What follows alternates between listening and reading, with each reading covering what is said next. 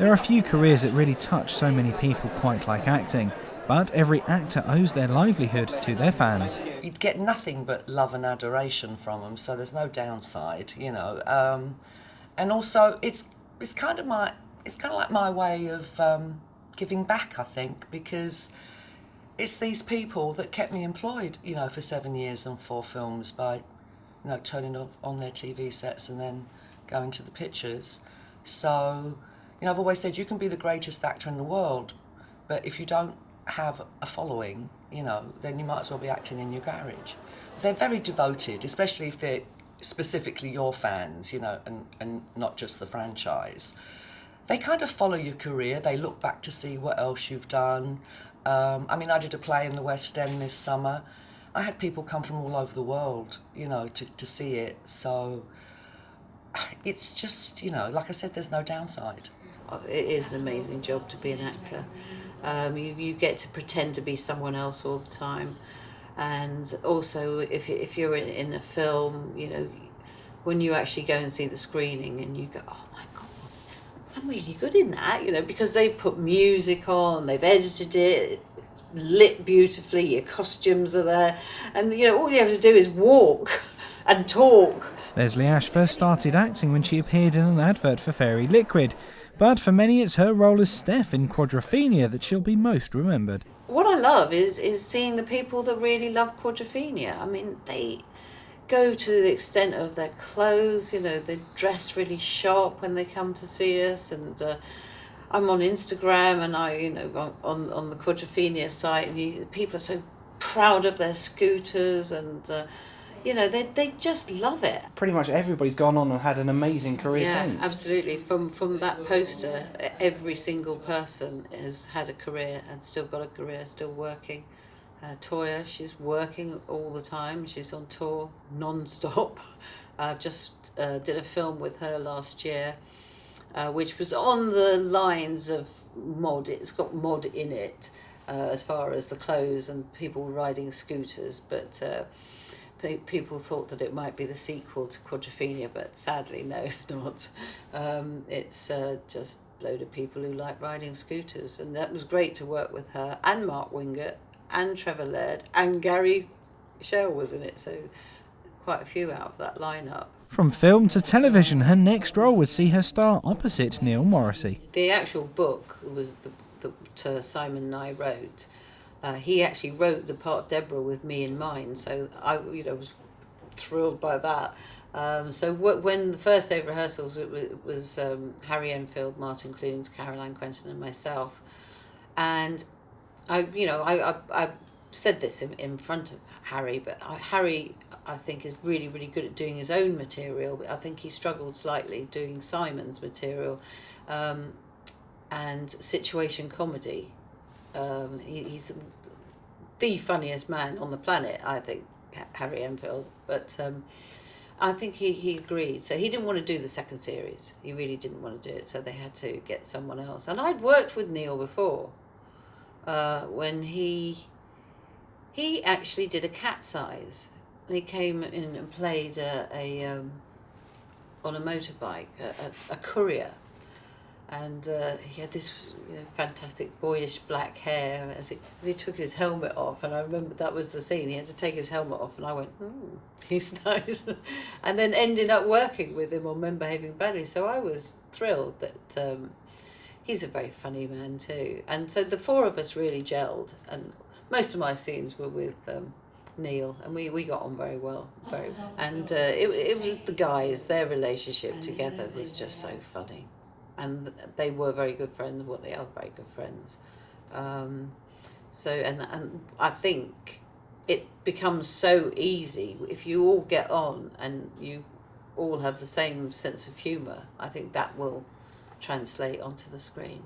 After playing Councillor Troy on Star Trek, Marina would return to the stage. I've been looking for a play to do in town, or in England actually. The fact that we ended up in the West End was kind of a bonus. We thought we'd be going to the provinces. But when I read the script, I called Andrew Keats, the director, And I said, well, I have to play this part. It's about an ageing actress who used to be on a sci-fi show. I said, I won't have to do any research. That's me. So, yeah, it was lovely to actually, you know, do a part that was so close to me.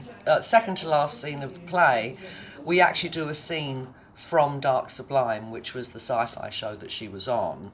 So that was because it was, you know, because sci-fi can be, it's almost like Shakespeare sometimes, because you got no props, you know, you're just standing there talking, and that's what we did on Star Trek. I mean, Patrick always used to, and the boys always used to complain that they didn't have pockets to put their hands into, you know, and you kind of have to just stand there. It's like you're standing on stage. So we had a good training for that kind of performance. Whilst performing in the West End, Hollywood would call once more. I was asked to do Picard before I left to go to London to do the play.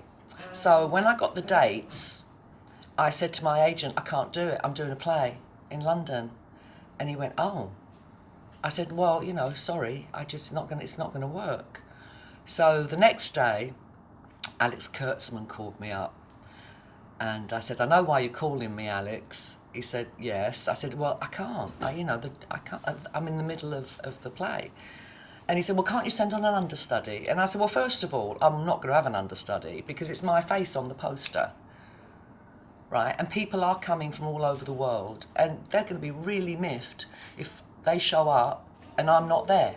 I said, the expense that they've gone through, I can't. So I think he was a bit miffed. But he said, well, when are you finished? And I said, well, I'm finished on the Saturday. And he said, okay. I should have told him I finished a week later. He would never have known. Because what happened was I literally closed the play at 10:30 on Saturday night. Couldn't even go out for a drink with my mates, you know, after. We had a glass of champagne in the dressing room. And then I had to rush home because I was on a plane at 10:30 the next morning to Los Angeles. And then on Monday at 8 o'clock, I'm at the studio for a costume fitting. And on Tuesday, I start work on Picard. But yeah, it worked out. And I'm really glad it did, because I actually got a call from Jonathan this morning, bless him. And he'd just watched the episode. I hadn't watched it yet. And he said I made him cry.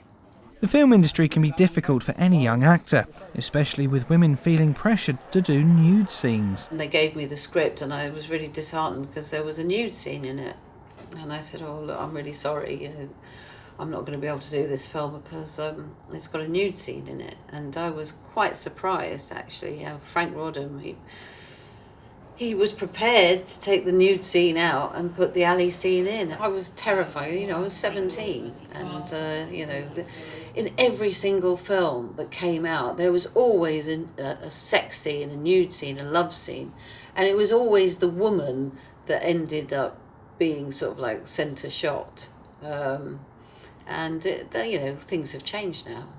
Sometimes the role an actor chooses to play can go beyond simply entertainment, and Marina's character on Star Trek continues to inspire hope. Is it a proud feeling to know that you've been part of that legacy, and why do you think that kind of Star Trek, unlike some other series, has kind of continued to always be kind of pushing things forward? It's funny you said legacy, because they don't call, you know, the TNG people that are, you know, coming on, or the people who after the original series who are coming on to Picard, they call us the legacy actors, not the old actors. They call us the legacy actors, which is much nicer. I have to be honest, and this has all happened since we finished. So many people come up to me, it's probably at least 4 or 5 times every weekend, and someone will come up to me and say, you saved my life. I'm making myself cry. I was going through anxiety, depression, whatever. I was gay, you know, having a horrible childhood. Watching TNG helped me get through.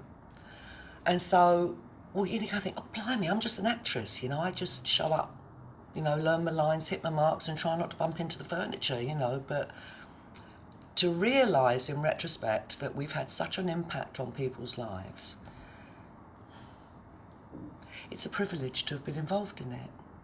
It really is. I mean, how many actors can say that they saved someone from committing suicide? You know, I have made myself cry. It's been the blessing of my life. Richard Stringer, That's TV.